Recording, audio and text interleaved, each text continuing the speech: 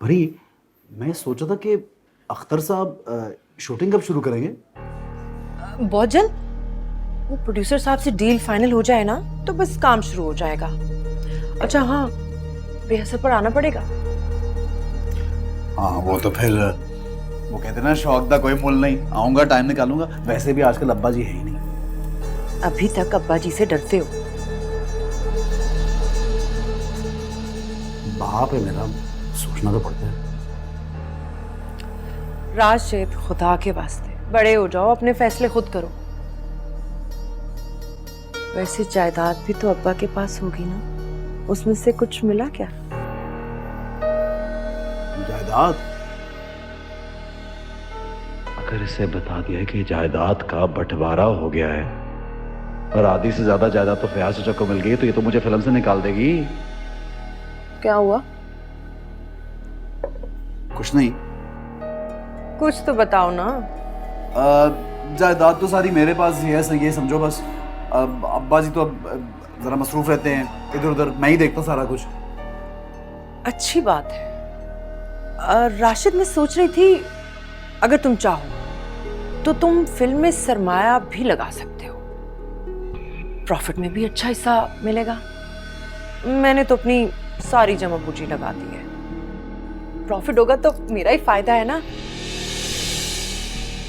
अगर अख्तर साहब के साथ हम दोनों भी पार्टनर बन जाएं तो शोहरत के साथ साथ प्रॉफिट भी अच्छा मिलेगा।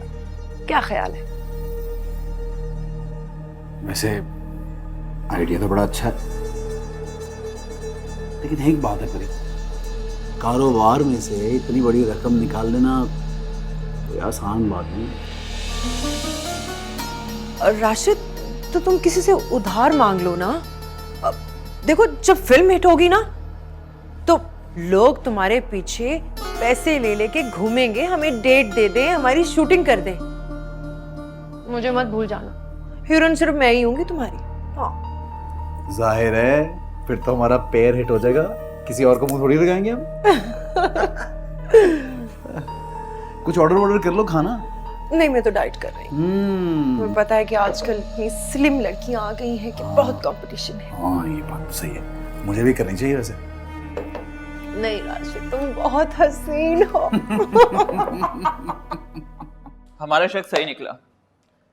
खून की रिपोर्ट से पता चल रहा है कि इनको नशे की डोज दी जा रही थी। जैसे ही नशे का असर खत्म होता था, इनके सर और जिस्म में दर्द होने लगता था। ये सब मेरी वजह से हुआ। मैं अपने घर में इतनी बिजी हो गई कि अबू की तरफ से बिल्कुल बेफिक्र हो गई थी। डॉक्टर साहब, फयाज ठीक तो हो जाएगा ना? जी ठीक हो जाएंगे। अच्छी बात यह है कि आप इनको वक्त पर अस्पताल ले आए हैं। नशे के आदी मरीजों का बहुत ख्याल रखना होता है। इंशाल्लाह जल्द सही हो जाएंगे ये। ओके, मैं चलता हूँ, शाम में फिर विजिट करूंगा। आई एम सॉरी अबू, मैं आपका ख्याल नहीं रख सकती। डॉक्टर साहब, बेटा खुद को कमज़ोर मत पड़ने दो। तुम्हारा रोना, तुम्हारी कमज़ोरी फयाज में एहसास नदामत पैदा कर देगा और ये खुद को अपना मुजरिम समझने लगेगा, जो इसके लिए बिल्कुल भी ठीक नहीं। देखो, हमें इसे ये एहसास दिलाना है कि जो कुछ इसके साथ हुआ वो महज एक हादसा था, एक ऐसा हादसा जो इसकी सादा तबीयत की वजह से हुआ है। आप ठीक है रंग?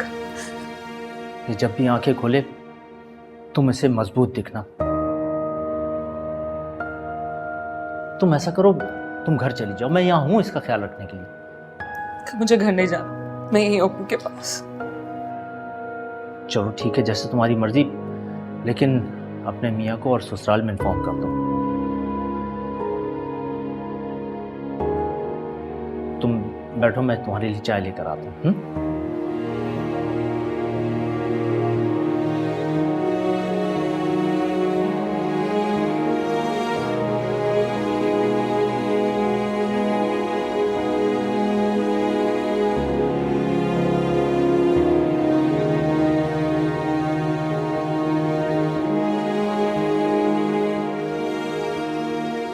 बीवी के मरने के बाद मर्द रंडवा नहीं कवारा हो जाता है, और फयाज के पास तो अब पैसा भी आ गया है। पैसे वाले अकेले मर्द को अयाश होते देर नहीं लगती।